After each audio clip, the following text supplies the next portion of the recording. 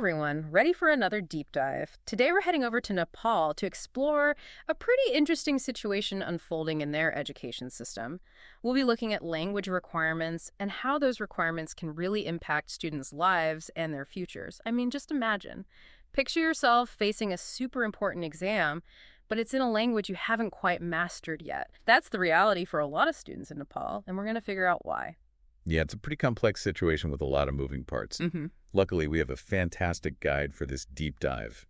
ND Lama, a parent, ND, a school administrator who's dealing with this firsthand. It's like a double whammy. He's got this unique perspective, really. Exactly. And he even wrote an opinion piece about it all for Educabar, you know? It's a Nepali education news website. Oh, interesting. And in this piece, he shares his experiences dealing with these language requirements, both as a parent trying to support his kids and as an administrator trying to implement the policies. Wow, that's a really unique perspective to have. Having that dual role must give him such a good understanding of how these policies play out in the real world. Totally. So let's jump right into Lama's story. He starts off by talking about how these language requirements directly affected his own children. They were kind of forced into these expensive international schooling options, things like A-levels and IGCSE, all because they had to take their social studies exams in Nepali. Oh, wow. So these language policies are actually creating these economic barriers to education. I mean, that's something we see happening globally, too. Families who have the resources might be able to find alternative options. But that leaves everyone else struggling within a system that isn't really built for them. Yeah, and it wasn't just about the financial burden. Lama also talks about the emotional toll this all took on his family. He even tells this anecdote about his wife wanting their son to take the S exam, which is the school education examination in Nepal. But because of the language barrier, Lama ended up having to tutor his son on top of everything else. I can't imagine how stressful that must have been. It really makes you think about what purpose these language requirements are really serving. Are they really helping students learn, or are they actually creating more obstacles? That's a point Lama addresses directly. He compares the current system to plowing a field with a rooster. Whoa. Okay, that's a powerful image. Plowing a field with a rooster. It really makes you think about the disconnect between what the policy is intended to do and what's actually happening in practice. For sure. And then, as if things weren't complicated enough already, the Lalitpur metropolitan city just went and added another layer. They made Nepal Bhasa, also known as Nuari, a mandatory subject in schools. Oh, wow. So they added another language requirement. I'm curious about the reasoning behind that. Well, it's definitely stirred up some debate. Lama's actually concerned that mandating the language could backfire. He worries it might create resentment and could actually lead to the language's decline, kind of like what happened with Sanskrit. Interesting. So instead of preserving the language, it might actually do the opposite. Exactly. He thinks it would be much better to incentivize learning Nepal Bhasa instead of forcing it, like make it an attractive option, not something people dread. That makes sense. You catch more flies with honey than vinegar, right? Right. But this also brings up this bigger question. The idea of individual rights versus societal goals.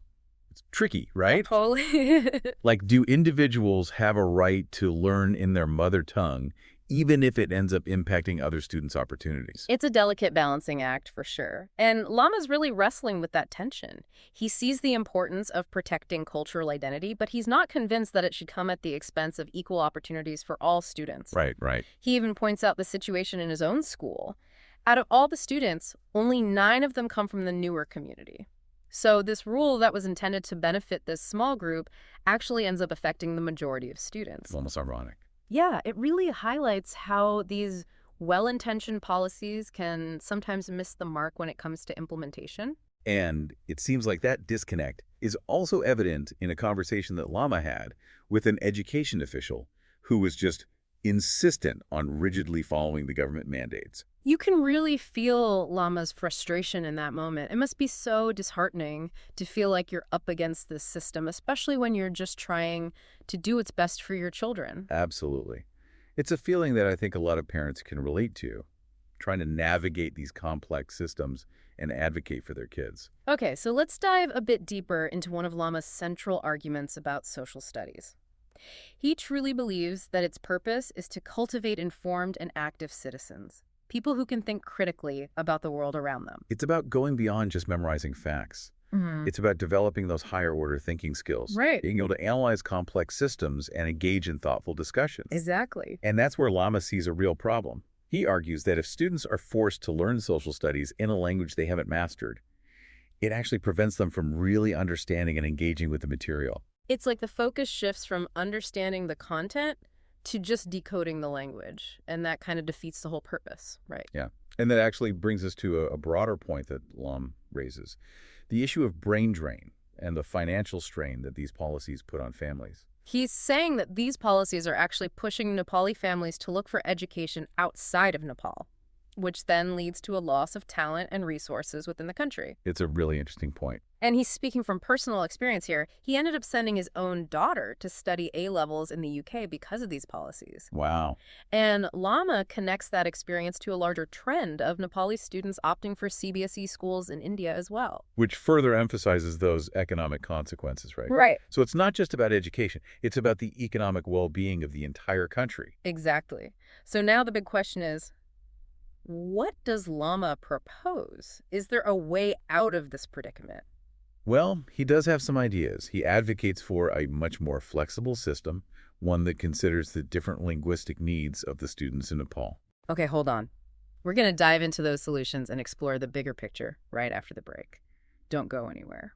All right, so we're back talking about ND Lama and his experience with language requirements in Nepal's education system. He had some pretty interesting solutions in mind, remember? A Fine. more flexible approach to language requirements. Right. He had a couple of key proposals, one of them being allowing students to choose whether they want to take their social studies exams in Nepali or in English. That sounds like a pretty good compromise, actually. It acknowledges the role of Nepali, but also it seems like it takes into account the fact that English is kind of essential in today's world, don't you think? Oh, absolutely. Yeah. And, there's actually research that suggests that bilingual education can have some real cognitive benefits. Oh, really? Yeah, like enhanced cognitive flexibility and improved problem-solving skills. So it's not just about accommodating different languages, then. Right. It's actually about potentially improving the way students learn. Exactly. I like it. And Lama also had another suggestion. He suggested phasing in that mandatory Nepali language requirement more gradually. Okay, so instead of just throwing students into the deep end, Yeah. give them some time to adjust. Exactly. It's about providing support, making sure students can actually succeed. That just makes more sense. It does. And this idea of creating a supportive learning environment is something that a lot of educators around the world are advocating for, too. Oh, yeah. Yeah. So this isn't just a Nepal thing, then?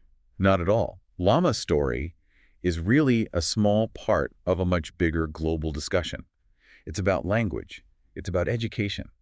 And finding a way to balance the rights of individuals with the goals of society as a whole. So are there other countries doing this well? Like, are there any examples of how to tackle this challenge successfully? Yeah, definitely. There are countries that have adopted what's called a multilingual education model, where students are taught in multiple languages from a young age. Oh, wow, right from the start. Yeah. I mean, I can see how that would promote inclusivity and preserve cultural heritage, but I bet it comes with its own set of challenges. Oh, for sure. It takes a ton of resources. Educators need specialized training, and the curriculum has to be really well structured. It's a lot to juggle. Yeah, that makes sense. So then what about the opposite? What about those countries that just kind of prioritize one dominant language? Right. And that might seem simpler at first, but you have to think about the potential downsides. It could mean that linguistic and cultural diversity gets pushed aside. Students from minority language backgrounds might end up feeling marginalized. So even when you try to do something good, there can be unintended consequences. Exactly. It's all about finding that balance. It is. How can we support a variety of languages and cultures without putting any group of students at a disadvantage? Right. And that kind of brings us back to that question we were talking about earlier. Whose right is it? When we're looking at these language policies in education, whose needs are we really putting first? And whose voices are we actually listening to? It's a tough question to answer. It is. It feels like this constant back and forth, Yeah. trying to weigh individual rights against what's good for everyone. And I think that's where having open conversations comes in. Policymakers, educators, and communities really need to work together to make sure that education systems are serving everyone. So even though we're talking about a specific situation in Nepal, what can we take away from this on a larger scale? I think one of the big takeaways is the importance of being adaptable. Like societies change, demographics shift, and education systems need to be flexible enough to keep up with those changes while still upholding the values of fairness and opportunity. I see what you mean. It's not enough to just create a policy and call it a day. Right. You have to constantly be reevaluating, Absolutely. making sure it's still serving its purpose. Education is a constantly evolving thing. So let's shift gears a bit for the last part of our deep dive. Let's bring it all back to the listener. Okay. Make it personal. I like that.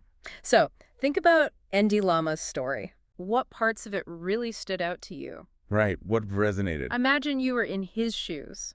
Yeah.